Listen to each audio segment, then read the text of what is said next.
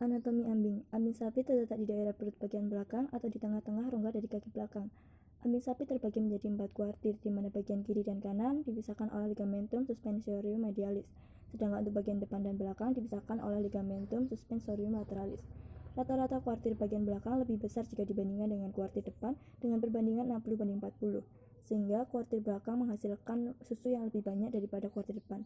Tiap-tiap kuartir mempunyai satu puting, namun ada kalanya pada kuartir belakang ada puting tambahan atau ekstatid yang tidak berfungsi dan dapat dipotong atau dihilangkan pada umur 1-3 bulan. Puting memiliki bentuk bulat seragam terletak pada masing-masing kuartir seperti pada sudut bujur sangkar. Struktur internal anatomi ambing. Pada struktur internal anatomi ambing terdapat alveolus, alveoli, lobulus, lobuli, micductus, gensiston, canal, dan titmitus. Alveolus merupakan sel-sel pembentuk air susu. Alveoli merupakan kumpulan dari alveolus, lobulus merupakan kumpulan dari alveoli, lobuli merupakan kumpulan dari lobulus, micductus merupakan saluran air susu, gensiston merupakan tempat penampungan air susu, canal adalah bagian bawah puting yang berfungsi mencegah masuknya mikrobia. Titmitus merupakan lubang puting. Susu diproduksi oleh glandula mama yang merupakan kumpulan sel-sel epitelial sekretori yang spesifik. Sel-sel ini membentuk struktur yang disebut alveoli. Sel-sel alveoli dikelilingi oleh sel-sel kontraktil yang disebut sel-sel mioepitelial. Sel-sel berkontraksi sebagai respon dari hormon yang dikeluarkan oleh kelenjar pituitari, yaitu hormon oksitosin. Kelenjar mama adalah kelenjar eksokrin, di mana sekresi eksternal dari alveoli dialirkan melalui sistem pembuluh ke puting yang dapat dihisap oleh anaknya. Kelenjar mama ini adalah perkembangan dari kelenjar. Bagian internal ambing terdiri dari rangkaian sistem berbagai struktur penunjang.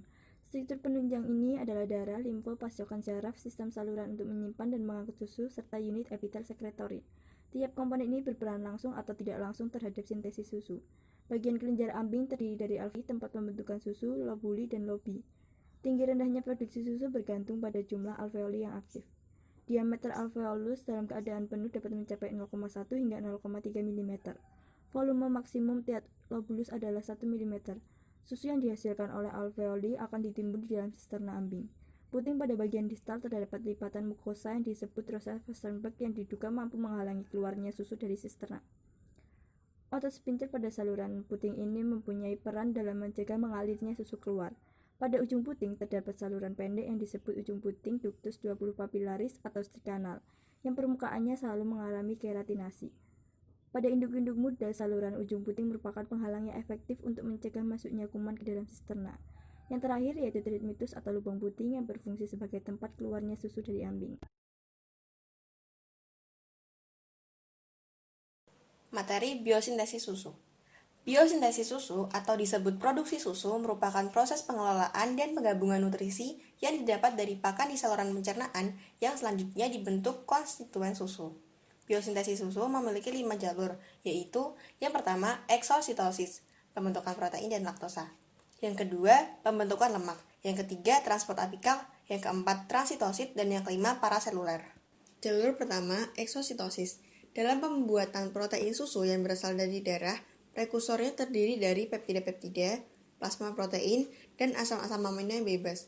3 prekursor tadi akan dibawa darah menuju ribosom, kemudian masuk ke nukleus, lalu terjadi transkripsi dan translasi yang mana akan terjadi pembentukan protein. Protein tersebut akan dibawa ke badan Golgi untuk disimpan sementara. Di badan Golgi akan ada pembentukan laktosa. Sintesis laktosa membutuhkan prekursor berupa glukosa dan galaktosa. Proses sintesa laktosa ialah 2 molekul glukosa masuk saluran ambing, kemudian 1 molekul glukosa diubah menjadi galaktosa. Selanjutnya, oleh enzim laktosintetase akan disintesis menjadi laktosa. Dengan adanya laktosa ini, maka akan memberi rasa manis pada susu.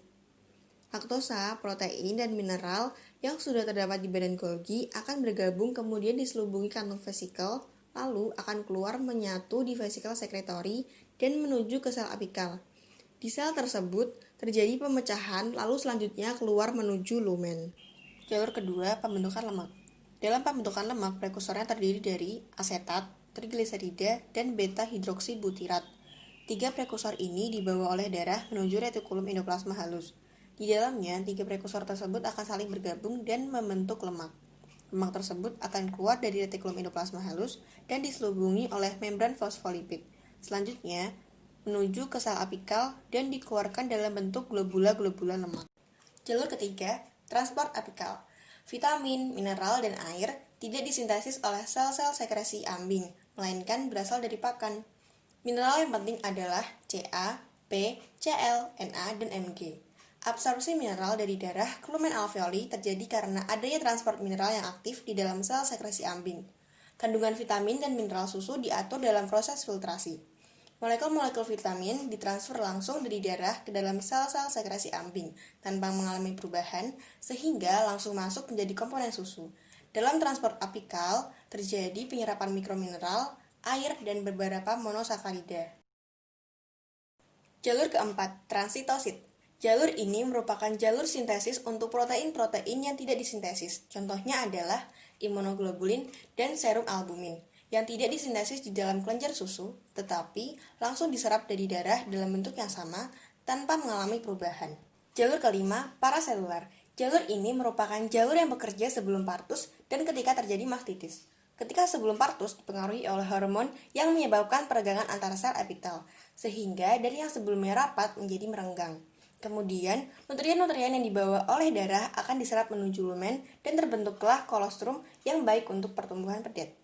Saat terjadi mastitis, bakteri yang masuk melalui puting akan merusak sel ambing bagian dalam, kemudian membuka jalur paraseluler sehingga menyebabkan kerusakan jalur. Karena hal tersebut, susu pun menjadi terkontaminasi bakteri patogen. Komponen susu sapi. Komponen susu bervariasi, tergantung pada banyak faktor. Faktor yang dapat mempengaruhi kandungan susu adalah spesies, varian genetik dalam spesies, kesehatan, lingkungan, manajemen, stadium laktasi, dan umur. Secara kimiawi, susu adalah emulsi butiran lemak dalam cairan berbahan dasar air. Dapat disimpulkan bahwa kandungan terbesar dalam susu adalah air dan lemak.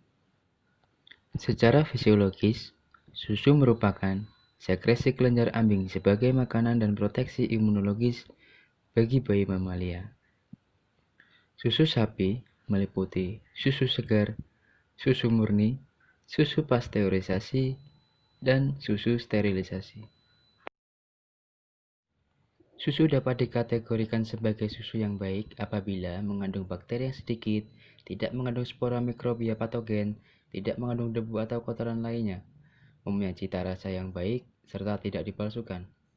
Susu mengandung semua bahan-bahan yang diperlukan untuk pertumbuhan makhluk hidup. Hal ini disebabkan tingginya nilai gizi dalam susu dan terdapat bahan-bahan yang diperlukan dalam menghasilkan produk turunan susu itu sendiri. Komposisi air susu adalah air, protein, lemak, karbohidrat, dan vitamin. Susu sangat baik jika digunakan dalam bentuk aslinya. Sedangkan komposisi utama susu terdiri dari protein, lemak, laktosa, dan mineral. Protein merupakan komponen susu yang terdiri atas 3 macam protein utama, yaitu kasein, laktalbumin, dan laktoglobulin.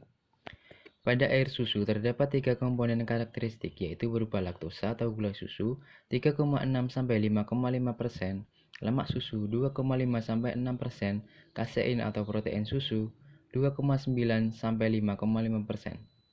Komponen lain dari air susu yaitu 87,9% air dan 2-3% mineral, vitamin, enzim, zat bioaktif, dan kontaminan. pH susu berkisar antara 6,3 sampai 6,75.